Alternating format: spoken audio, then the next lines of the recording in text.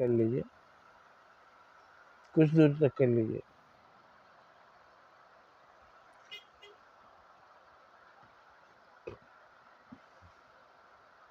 जीवों को तो देख रहे हैं, सभी एक्टिव हैं।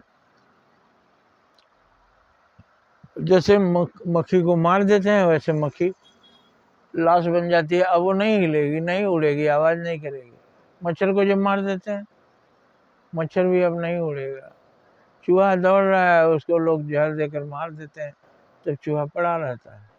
और नहीं तो जब तक उसके अंदर जान है, आत्मा है, तब तक 1 मिनट में इस बिल में घुसेगा, उस कोने में घुस जाएगा, उस कोने में घुस जाएगा। रात में कमरे में बंद कर देंगे तो सुबह सारा कपड़ा काट देगा। तो उसके अंदर आत्मा है, तो वो एक्टिव है, अपने स्वभाव के अनुसार काम कर रहा है। भाई तलवार है तो नुकीला होगा, काटेगा। गधा है तो गोल होगा। तो सब चीज में भगवान है, लेकिन वो चीज का जो स्वभाव है वही कामों करता है। बिच्छू डंक उठाए घूमेगा, बिच्छू से बचिए, उसके अंदर भी आत्मा है, लेकिन जब उसको खतरा महसूस होगा डंक मार देगा। भगवान ने उसको विष दिया है, मैं जाऊंगा, मेरे को टेढ़ा मेढ़ा देख करके कोई मारेगा तब मैं आत्मरक्षा कैसे करूंगा?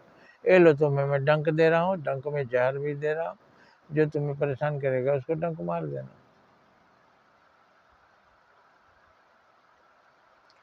सांप को भी फन दिया, फन में एक विष दिया।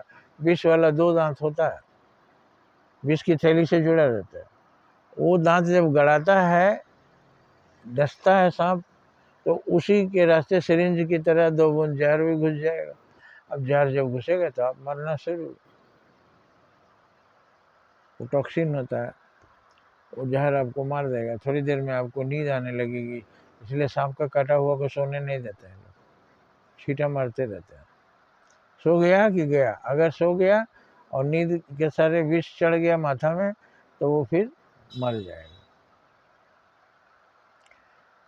और सांप काटे हुए मरते नहीं तुरंत, इसीलिए पुराने जमाने में, अभी तो नहीं करते हैं, सांप का काटा हुआ जब मर जाता था तो उसको बांस के टिक्सी में बांध कर नदी में तैरा देते थे, उसको नहीं जलाते थे।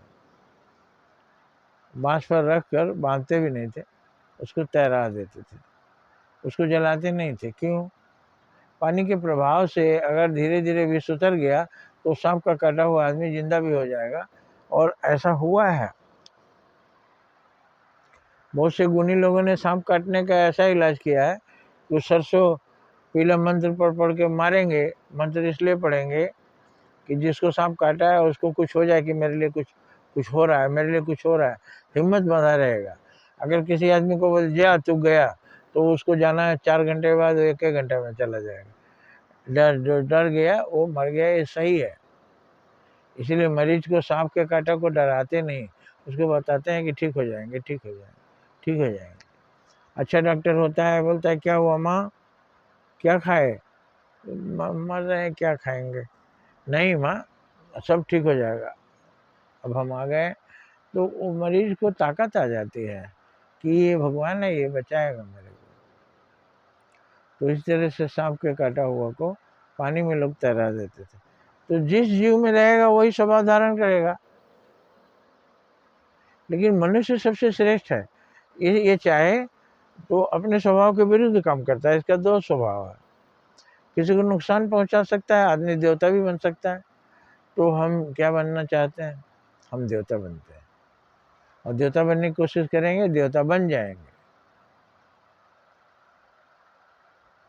इसी पर आज हम विचार करेंगे कि आदमी देवता भी बन सकता है, राक्षस भी बन सकता है, तो क्यों नहीं बनता है देवता?